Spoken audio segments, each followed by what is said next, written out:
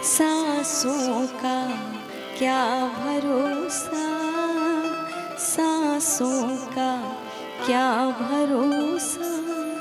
तो सांसों का कोई भरोसा नहीं है, इसलिए इस जिह्वा से हर क्षण हर घड़ी हरि का नाम जपो। चलते फिरते उठते बैठते सोते जागते हंसते रोते महाराज हर प्रकार से हरि पर समर्पित होना ही जीवन का मूल्य उद्देश्य होना चाहिए। कथा का अर्थ ही है, हम निरंतर बताते आ रहे हैं कि कथा का एक ही उद्देश्य होना चाहिए, समस्त इंद्रियों को हरि रस में डुबा देने का नाम ही है कथा महाराज। और कथा कोई कहानी स्टोरी नहीं है कि राम जी आए, हमने राम को काल्पनिक मान करके उनकी कथा सुन ली, सोच लिया 3 घंटे बैठ करके हमें मुक्ति मिल जाएगी। इससे मुक्ति नहीं मिलती। बोले निरंतर उस कथा को अपने जीवन में उतारने से हमें मुक्ति मिलती है, तब हम राम को जान पाते हैं महाराज। इसलिए कहा कि सत्संग का संग करो, अर्थात जिस प्रकार लोहा जो होता है ना, वो पारस के संग से क्या बन जाता है, सोना बन सकता है। अर्थात अगर पारस मणि से लोहे को आप जोड़ दें, टच करा दें, तो क्या हो जाएगा, लोहा भी सोना बन जाता है। उसी प्रकार कहा ये शरीर भी कैसा है, बोले हरि क्यों नहीं मिलते, हमसे दूर क्यों हैं, क्योंकि हमारा शरीर क्या, बोले लोहे के समान है। लोहे में जंग लगा हो ना, तो चुंबक उसे अपनी ओर नहीं खींच सकता है। खींच लेगा, खींचेगा, नहीं खींच पाएगा ना। अगर लोहे में जंग लग गया हो तो चुंबक अपने आप उसे नहीं खींच सकता अपनी ओर, लेकिन अगर वही जंग निकाल दिया जाए तो चुंबक उसे अपनी ओर आकर्षित कर लेगा, खींच लेगा। तो बोले जगत के आधार, जगत नियंता, जगत के स्वामी कौन है, ईश्वर, वही चुंबक है महाराज। वो खींचने को तो तैयार बैठे हैं, लेकिन हम में इतना जंग लगा, इतना जंग लगा, हम खींच ही नहीं पा रहे हैं महाराज। उस जंग को उतारने के लिए हम सत्संग करते हैं। और इसलिए कहा कि अस विचार जोई कर सत्संगा, राम भगत ही सुलभ विहंगा। अर्थात जो ऐसा विचार करके मन में, जीवन में, कि सिर्फ मेरे जीवन का उद्देश्य हरि का गुणगान करना और उनकी प्राप्ति करना ही है, तो फिर ये जीवन सार्थक होता है और उसी को भगवत प्राप्ति होती है। इसलिए संग का जीवन में बड़ा महत्व होता है। पारस से अगर लोहा छू जाए तो लोहा भी पारस का संग पा करके सोना बन जाता है। उसी प्रकार का ना संग कुसंग का आपके जीवन में किस प्रकार पड़ता है, बोले आज की कथा से आप शिक्षा लीजिए जो हम सुनने वाले हैं। बोले कैकेयी ने संग किसका लिया, मंथरा का, तो मती ऐसी मारी गई, ऐसी मारी गई महाराज कि प्राणों से प्यारे अपने राम को उसने वन भेज दिया। तो कुसंग का यही प्रभाव हुआ जीवन में। लेकिन वही सबरी ने संग लिया किसका, बोले भील जाति में जन्म लेकर के भी, नारी होकर के भी संग किसका लिया, बोले संतों का महाराज। तो मतंग ऋषि के संग से क्या हो गया, बोले भगवान उसके घर आए और उसके जूठे बेरों को भी पा लिया। तो संग का जीवन में बड़ा फर्क पड़ता है। बोले दो पर एक ही माँ के गर्भ से जन्म लिए 2 तोते, एक को कौन ले गया, संत ले गए पकड़ के, एक को ले गया कसाई।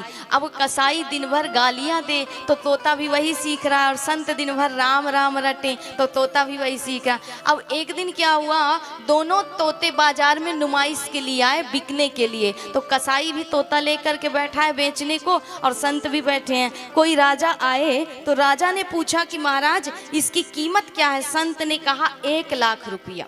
बोले इतने छोटे से जीव की कीमत 1 लाख रुपया, ऐसी क्या बात है इसमें। बोले ले करके जाइए, बात आपको बाद में पता चलेगी। ठीक है, उस तोते को ले लिया महाराज। अब दूर गए तो कसाई भी लेकर के बैठा। बोले इस तोते की कीमत क्या, बोले 1 रुपया। बोले बताओ, हैं तो दोनों एक ही माँ के गर्भ से जन्मे, सिर्फ बिछड़ गए, अलग अलग पकड़ में आ गए, अलग अलग संग में आ गए। तो प्रभाव इतना पड़ा महाराज कि एक की कीमत लाखों है और एक की कीमत 1 रुपया है। किसी दाम का नहीं है, किसी काम का नहीं है, क्योंकि उसके मुख पे राम नाम नहीं है, और जिसके मुख पे राम नाम नहीं वो किसी काम का नहीं। तो अब दोनों तोते को लेकर के राजा चले गए। तो कीमती तोते को कहाँ सुलाया, बोले महाराज जो कीमती तोता था उसका पिंजरा लटका दिया अपने शयन कक्ष में, क्योंकि कीमती है, 1 लाख रुपए का है, ऐसे थोड़े ना बाहर छोड़ देंगे, कोई चुरा ले गया तो। अब दूसरा 1 रुपए वाला था तो उसे बाहर टंगा दिया महाराज, बैल्कनी में टंगा दिया। अब 1 लाख वाला जो तोता है वो सुबह सुबह ब्रह्म मुहूर्त में जगता है, क्योंकि संत तो ब्रह्म मुहूर्त में जगते थे।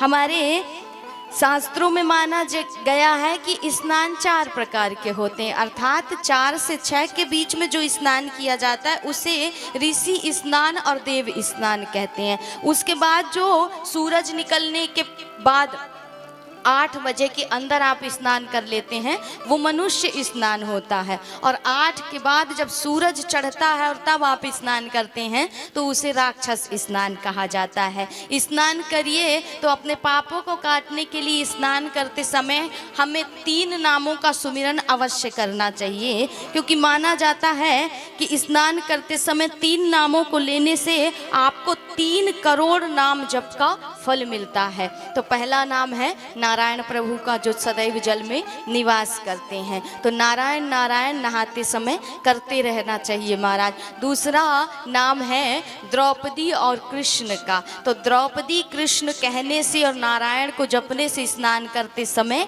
यदि आप इन 3 नामों का उच्चारण करते हैं तो आपको 3 करोड़ नाम जप का फल प्राप्त होता है, और समस्त तीर्थ स्थलों की पवित्र नदियों में स्नान करने का पुण्य फल आपको प्राप्त होता है। तो स्नान करिए 8 बजे के अंदर, मनुष्य स्नान। अब राक्षसी स्नान करिएगा तो राक्षसी भाव ही होगा ना महाराज। स्नान ही 8 बजे के बाद हो रहा है राक्षसों वाला, तो फिर भाव तो राक्षसों वाले ही आएंगे। राम नाम का भजन कैसे हो। अब तोते का नियम था कि वो ब्रह्म मुहूर्त में जग जाता, और ब्रह्म मुहूर्त में जग करके एक सुंदर सी बात गाने लगता था।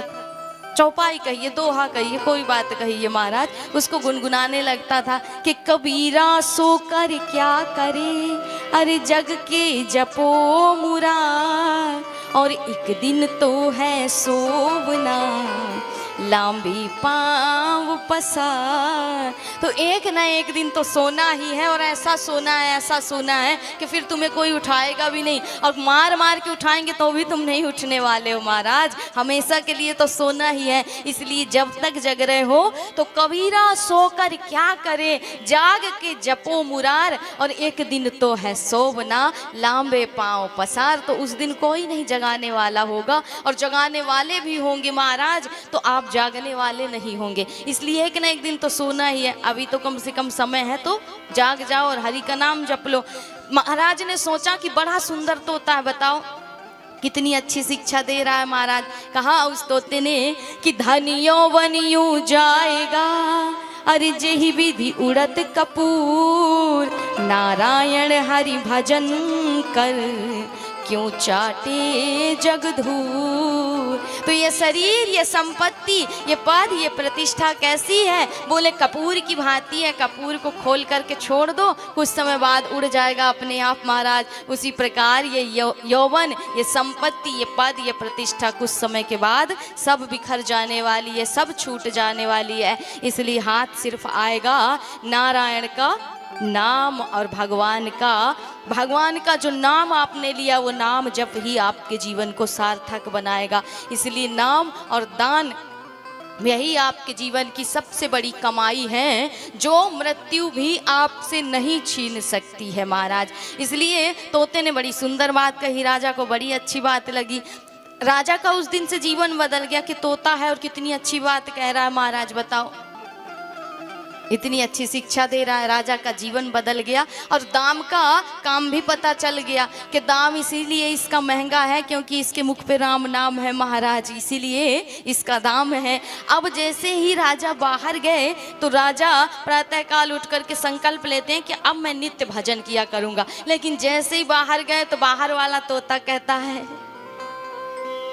गालियां दे रहा है महाराज कि देखो नालायक आ गया, सुबह सुबह उठ कर के दिमाग खराब करने लगा, प्रातः प्रातः जगा दिया, नालायक कहीं का, तरह तरह की गालियां देने लगा जो कि नहीं ले सकते, अशोभनीय है। इसलिए तरह तरह की गालियां देने, क्योंकि कहाँ से आया है? बोले कसाई के यहाँ से आया है, तो वही भाषा सीख करके आया है ना। इसलिए राजा ने कहा कि सेनापति ऐसा करो कि इसका सिर धड़ से अलग कर दो, इसके लिए तो 1 रुपया भी बहुत ज़्यादा है महाराज, क्योंकि इसकी कोई कीमत ही नहीं होनी चाहिए। जिसके मुख पर गाली वो राम के किसी काम का नहीं महाराज। इसलिए राम नाम से ही आपकी कीमत है, आपका अस्तित्व है। ये बात अपने जीवन में उतारिए, क्योंकि संगत का, सत्संग का जीवन में प्रभाव यही पड़ना चाहिए कि हमारे जीवन में राम के अलावा कोई दूसरा काम नहीं होना चाहिए। निरंतर उठते बैठते, हंसते जागते, रोते गाते, हर प्रकार से